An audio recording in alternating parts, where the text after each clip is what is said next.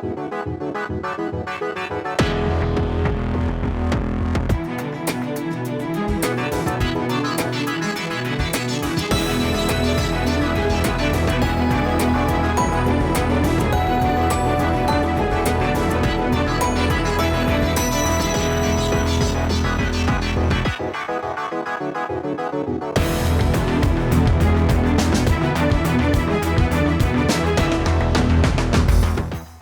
evening, everyone. I'm meteorologist Dave Snider with you on this 10th of July. As always, you can get your very latest forecast information at 1-800-472-0391. That is the Alaska Weather Information Line. We know there have been some problems with your local NOAA weather radio, and perhaps even me saying weather radio, or your marine band weather.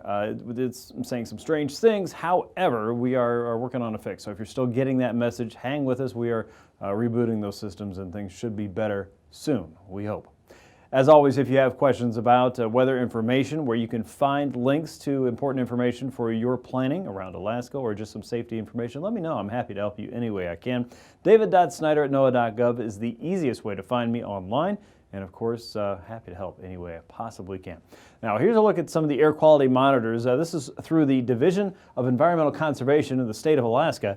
And you'll notice very quickly there are some colors that look the same. And green is happy. Yellow is not quite as happy, but still not horrible. Purple, red, those are bad. Bad is happening around A Street in Fairbanks, Hurst Road and the North Pole sensor there. And around the NCORE sensor there, you can see PM 2.5 is the big problem there. And as you well know, PM 2.5 is the smoke particulate matter. It's an issue in the wintertime when we have an inversion, and it's an issue right now with wildfire smoke in the area. Levels there across a large chunk of Alaska and many other sensors. There are plenty of sensors across Alaska. These are 3 that DEC is sharing with us. Are well into that hazardous range and very unhealthy range at very least. And it looks like it's going to continue there. Dense smoke advisories have now been extended into tomorrow at least. It will probably continue into Friday.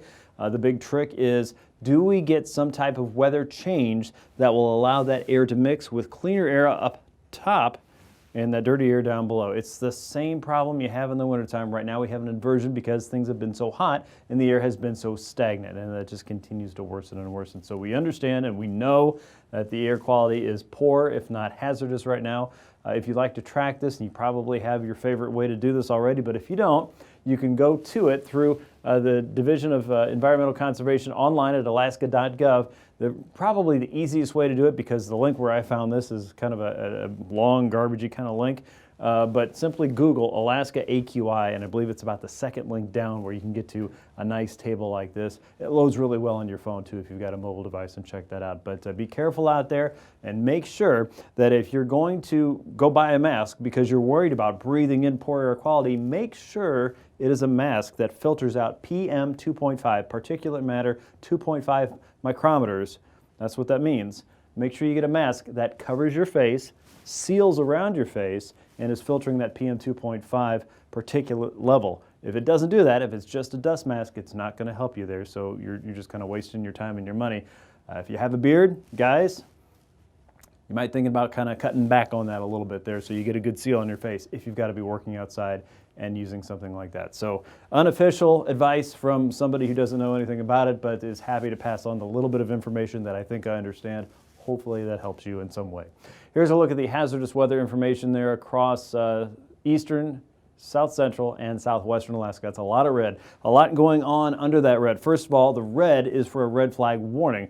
If you're familiar with wildfire situations, that means that critical conditions are being met for either high heat, low humidity, or winds, or all of the above, or some of the above. What it basically means is fire danger is in that very dangerous category where if something were to start, it could spread very quickly. And we see that potential across the eastern interior, across the Copper River Valley, the Middle Tanana Valley, through the Kuskokwim, the Koyukuk, and into southwestern Alaska, generally from about Lake Iliamna, and then north and west out toward parts of the Yukon Delta. Underneath that is a dense smoke advisory. So I didn't even bother making several maps there. Basically in the same places we're having a lot of smoke issues too, especially for the interior, especially for parts of south and west, and especially for the Kenai Peninsula, all around the vicinity of the Swan Lake fire and so many of the other fires across the region. So just because I haven't mentioned it doesn't mean it's not important. It just means there are so many to mention. they just can't name every one. So it's kind of the situation where we are. This extends all the way up into Fort Yukon and, of course, all the way west out toward Galena.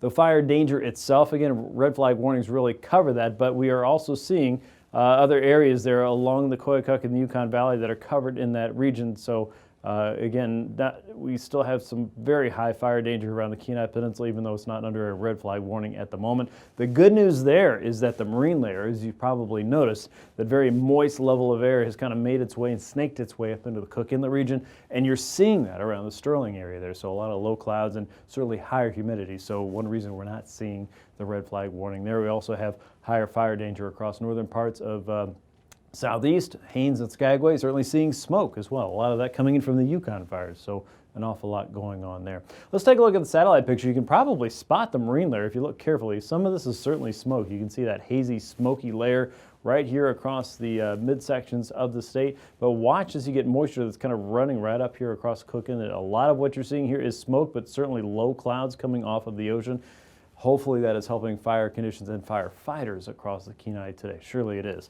Out across southwest into the Bering Sea, you can see the air is generally stable, even some forms of ship track showing up there on that very stable side south of the Aleutian chain. But broadly speaking, low pressure is sitting out there and kind of bringing in a southeasterly wind and areas of rainfall from St. Paul all the way down toward Unalaska Nudge Harbor in the southern end of the Alaska Peninsula. Not a whole lot showing up on the individual observations around the state. In fact, most conditions showing dry weather by mid-afternoon, but we know there's rain out there, so hopefully it's falling where you are if you need it.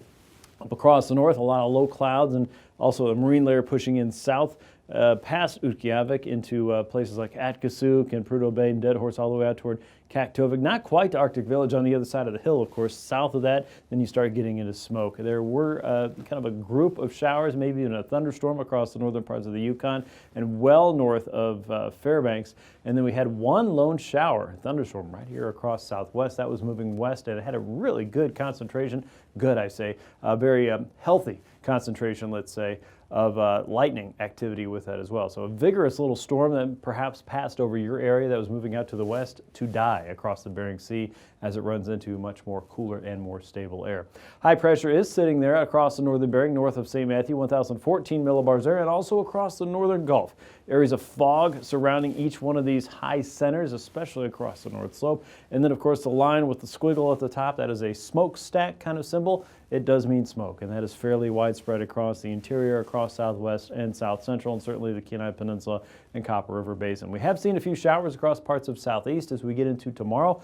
You'll notice that low pressure is sitting in the same sweet spot across the interior. It's a thermal area of low pressure, which means that that heat is still going to be upon us, although the heat is backing off a little bit across south central and a little bit across southeast. However, southeast, especially Juneau, has seen a temperature above 70 degrees now, I believe, for 17 days in a row. That is adding to the record each day it does that. So that unusual heat continues for southeast, and that high pressure ridge pretty much at the same old spot it's been for the last several days. For Friday, not a lot of change across the interior. There's still an opportunity for very slow moving and generally elevation or high terrain based shower or thunderstorm activity or convection. We may see a little bit more across southwest. You will notice a little bit of movement in the trough out of here across the west. That's lifting northward across the Aleutian chain. Areas of fog, light rain, or drizzle possible there. Maybe a few more showers across southeast. By and large, though, no significant change, though, I think, as we head through Friday from what we've seen through today. Let's take a quick check of your temperatures. Overnight, things stay very mild across the interior, 50s and 60s there, 30s across the north, south central, and the lower to mid 50s. A cooler night for many there, southeast in the mid to upper 50s, and southwest and the Bering still looking at 40s and 50s, 49 out around Gamble and Savunga. Interior temperatures tomorrow still back on high heat, back in the lower to mid 80s. Don't see a whole lot of 90s out there, so that is good news. South central looking at temperatures in the upper 60s to low 70s, a little bit of relief from recent days, and upper 60s across southeast, maybe a little bit cooler around Ketchikan, Craig, and Annette. Lower 40s for the central and eastern Beaufort Seacoast. Cool weather continues in the north for Friday morning. Still mild across the Koyukuk and the middle Yukon valleys, 50s and 60s for you. Kenai looking at 58, Kodiak 53, Adak, Atka in the mid 40s, southeast in the lower to mid 50s. Back in the 60s for Friday. 70s and 80s continue for the interior where the hottest temperatures are, but not nearly as hot as it's been, and mid to upper 60s for south central and southwest. And now, aviation weather around Alaska.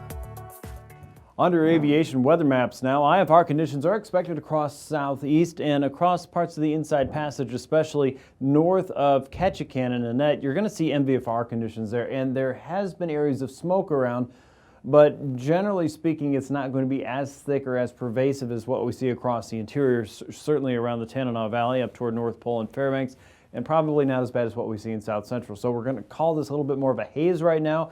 But do understand there could be some pockets of heavier smoke concentration in the area that could limit your visibility, and certainly expecting some lower ceilings just with the general areas of IFR as it is. Out across the west from the Bering Strait all the way down into outer sections of Bristol Bay, we're expecting IFR, and from tip to tail around parts of the Aleutians and across Shelikof Strait, as well as areas in the North Slope region, looking for IFR with MVFR coming into some of your northern passes. That should improve as we get into Thursday afternoon. Watch for marginal conditions there east of Utqiagvik and out around the Yukon Valley as well as the Tanana Valley. Watching for areas of IFR to continue. We're also watching for areas of convection, and you're thinking, wow, if there's rising air and there's convection, maybe we're getting some of that air mixed up and stirred up a little bit across the interior. Yes, that could be true. Maybe not extensively, and maybe not for everyone, but maybe there's some changes that are happening across the interior that may allow for some slight improvement, but keep it at that. It doesn't look like it's going to be widespread or an entire flushing of that air system across the interior. Now, out across the west, IFR also expected across the northern and western Bering, also looking for IFR across the Wrangell-St. Elias region down toward Yakutat. Marginal conditions continue across southeast and across a large part of the Gulf with, again, convection across the higher terrain and parts of the interior and parts of the west, looking for IFR around Nome and the southern coast of the Seward Peninsula for tomorrow afternoon. IFR across the North Slope Friday morning, out across most of the west coast and the Bering Sea. Across South Central, the Susitna Valley, the Middle and Eastern and Upper Tanana Valleys, and parts of the Eastern Gulf. MVFR for most of the inside passage again on Friday morning. And again, there could be some areas of convection still going on as we get through Friday morning. Watch for that to be a little more widespread again Friday afternoon. Smoke will still be widespread across the interior, South Central, limiting visibility at times. And MVFR still fairly widespread across South Central, parts of Southeast, the West Coast, and lingering near the North Slope for your Friday afternoon. Here's your pass conditions now for Anaktuvik and Adigan Pass. We expect to see marginal conditions to start, leaning over toward VFR as the day goes on, so no significant changes from what you've seen. Lake Clark and Merrill Pass watching for convection in the afternoon. Tomorrow with marginal conditions lasting all day long. Marginal visibility and ceilings around Rainy Pass as we go through your Thursday, a chance of convection there. Windy Pass looks to be mainly IFR as we get through your day. A chance of convection during the afternoon. The same goes for Isabel Pass on Thursday. Mentasta Pass looks to be IFR again. Smoke will be heavy in the area. Watch for shower and thunderstorm activity as a possibility there. Tanita Pass looking to be marginal for most of your Thursday. Portage Pass probably marginal most of the day. Again, smoke will be in the area, and Chilkoot and White Pass also may see smoke coming in a little bit more from the Yukon fires with marginal visibility and ceilings. For your Thursday morning, notice that we've got cooler air trying to drop northward into the Northwest Territories and just kind of glancing eastern and northern sections of Alaska there. The 10,000-foot freezing line, though, tells us that there is still plenty of hot air across most of mainland Alaska and even parts of southeast there. So mild weather continues out across the west, a cool pool sitting across the western Aleutians there, anchored with levels there as low as 6,000 feet, so no big change. Icing potential, of course, not a whole lot going on over the mainland. Levels out across the west still very high. Chance of isolated severe convection implies chance for some isolated severe icing in the vicinity of convection, I should say. So watch for that if you see towers developing. The jet stream has low pressure out across the west, digging in a decent little trough coming in across the southern Bering, 90 to 125 knots there, and a trough of low pressure up across northern Canada, allowing a northerly flow to come ashore through the interior, but no big steering currents across most of south central or southeast. At 9,000 feet, you can see that northwesterly flow still pretty light, 10 to 15 knots across the northern interior. Low pressure in the west, guiding in south and easterly flow across the west coast as high as 25 knots, say around Amonic and parts of our western capes. High pressure across the Gulf, slowing things down with more of a westerly onshore push into southeast at about 20 knots.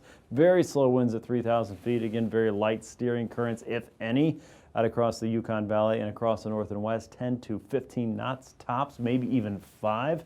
Why is smoke not going anywhere? That's part of it right there. No wind to move it around. Southerlies across the west coast and across the central and eastern Bering, 15 to as strong as 20 knots. And no significant turbulence is expected. Watch for thunderstorms or showers to develop that could cause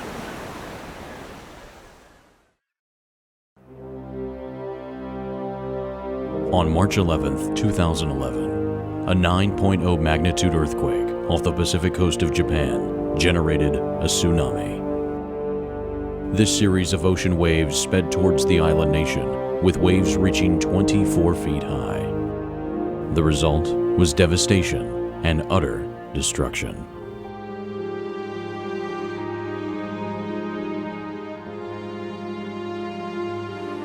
Towns were engulfed by water and swept away. Farmland was flooded. Tens of thousands of lives were lost. The National Police Agency reported damages to hundreds of roads, bridges, and more than 100,000 buildings. The surging water flooded rivers and destroyed harbors. In some areas along the coast, tsunami waves reached 6 miles inland. Tsunamis not only cause severe damage when they first strike land, but also as the water recedes back to sea. Tsunamis can inflict this type of damage because of some unique features. As tsunami waves travel across ocean basins, they may be as little as a few centimeters high, but they extend down to the ocean floor. This is different than traditional waves, which are only surface features. Tsunamis can also travel hundreds of miles per hour in the open ocean. As these waves approach a coast, the shallowing ocean floor slows the waves down and pushes the water mass upwards. The quicker the ocean floor transitions from deep to shallow, the greater potential for a higher wave height. So, tsunamis that experience this sudden shift into shallow water can have the height and momentum to pack a serious punch. Unfortunately, Japan found itself in this scenario. This image shows how abruptly the Japanese islands rise out of the ocean. Other coastal areas in the region have much more gradual slopes.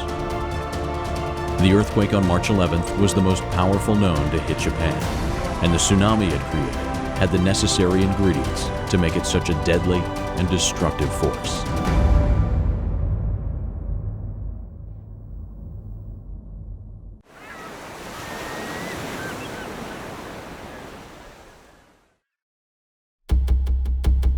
"80 miles east of Japan, a 9.0 magnitude earthquake rocks the ocean floor.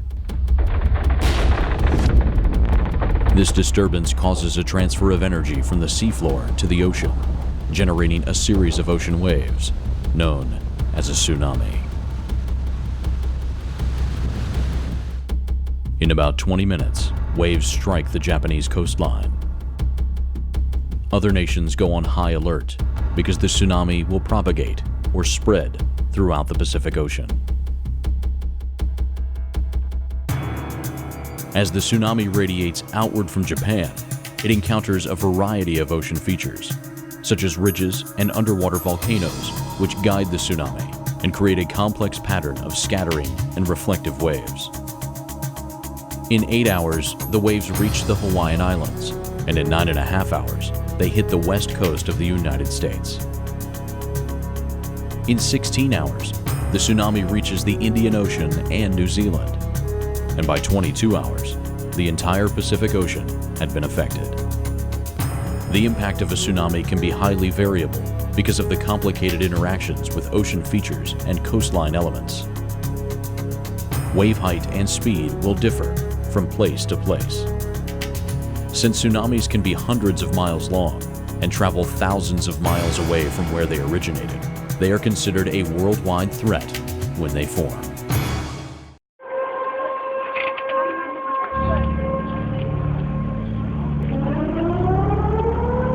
These are the sounds of a tsunami warning. They alert residents that a killer wave is about to strike. These sirens, however, are just a small part of the sophisticated warning systems that played a role in Japan and in the US during the Pacific Ocean tsunami in March 2011. Most tsunamis are generated by an undersea earthquake. Fortunately, Japan has one of the most advanced earthquake early warning systems in the world. It detects tremors, calculates the epicenter, and sends out warnings from over 1,000 seismographs scattered throughout the country. The Japan Meteorological Agency issues the warnings and sends alerts to television and radio channels, the internet, and mobile phone networks. When the earthquake struck 80 miles offshore, warnings were generated in about 3 seconds. The tsunami warnings came 3 minutes later. These take longer because more complex calculations are involved and must factor in ocean data. Since the first tsunami wave struck the coastline within 20 minutes, the advanced warning provided some residents with crucial minutes to reach a safe area.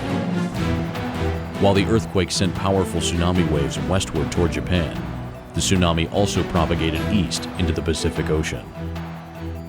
Here, warnings are issued by the Pacific Tsunami Warning Center, operated by NOAA in Hawaii. NOAA maintains a large network of buoys with ocean floor sensors that are strategically positioned in the earthquake-prone zones of the Pacific. This system collects vital ocean data for tsunami forecasting. On March 11th, only 25 minutes after the earthquake struck, the first buoy station measured the tsunami and relayed information to Hawaii. Scientists used this data to run models and issue forecasts and warnings to nations throughout the Pacific. From there, local emergency managers decided what actions were appropriate to take for public safety.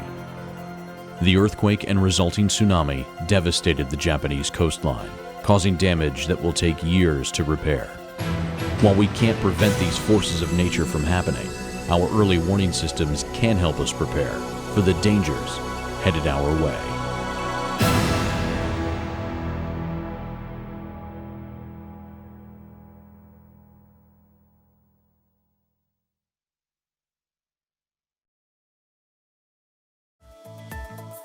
And now, marine weather around Alaska. On to your marine weather now. Sea ice continues to be at a marginal level north of the Arctic coast.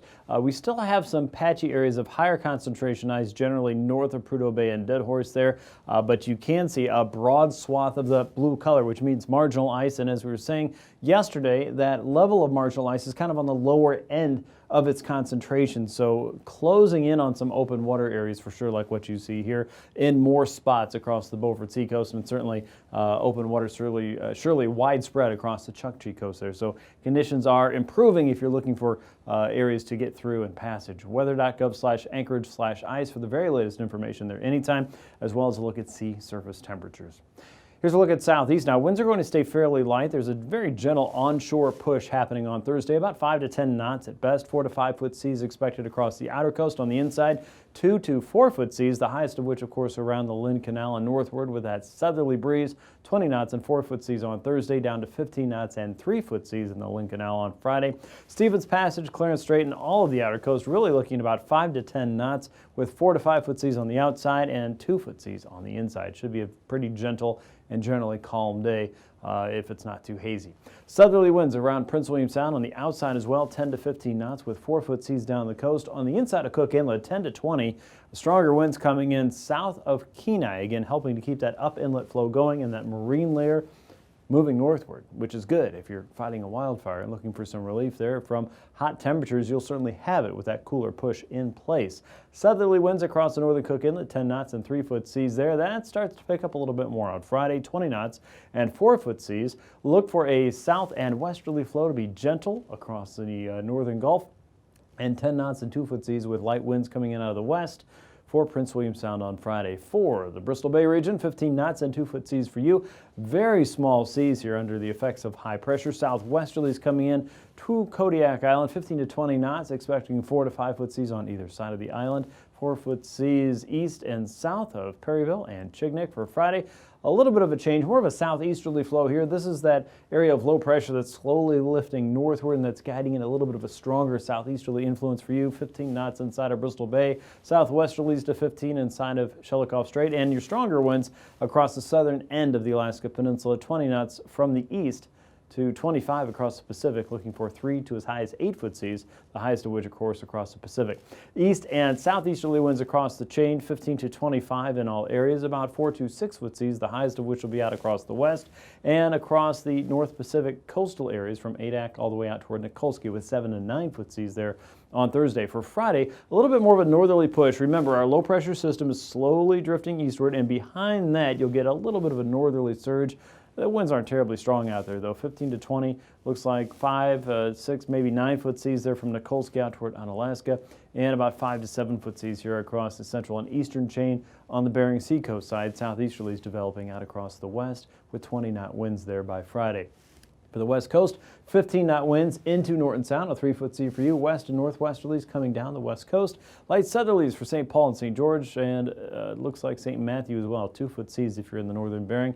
As we get into Friday, very light winds for most areas. A little bit more of an onshore flow coming into the northern Yukon and the Norton Sound region, 15 knots and 3-foot seas there. Light southeasterly winds in the Kuskokwim Delta region with a 1-foot sea. Very light and small conditions out there for most areas on the west coast. And for the north slope, a very light onshore push, just enough to keep that marine layer right in place. So you're going to see those cooler temperatures again, as we saw earlier. East and northeasterlies across the Chukchi coast, 15 to 20 with 4 to 5-foot seas tops. And light winds continue. Now, we will see winds pick up a little bit more around Kaktovik on Friday. Those could come up to 20 knots and around the eastern Beaufort Seacoast, but you don't really see that spread too much further westward just yet. 10 to 15 from Utqiagvik all the way out toward Prudhoe Bay.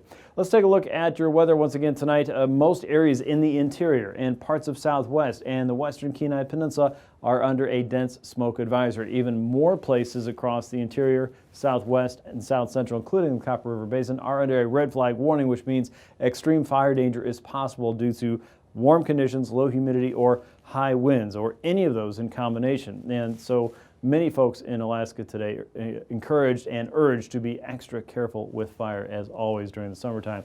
Shower and thunderstorm activity will be minimal, but perhaps could increase a little bit more tomorrow, especially over higher terrain. Any storms that do develop will be very slow moving and will likely produce lightning and probably some brief heavy downpours. Friday, and not much change, so be careful out there, and we'll see you again tomorrow. These forecasts are for planning purposes only. Call 1-800-WX-BRIEF for a formal pre-flight briefing. Always file a flight plan before you go flying. The U.S. Coast Guard Auxiliary urges you to leave a float plan with a friend or the harbor master before you go boating.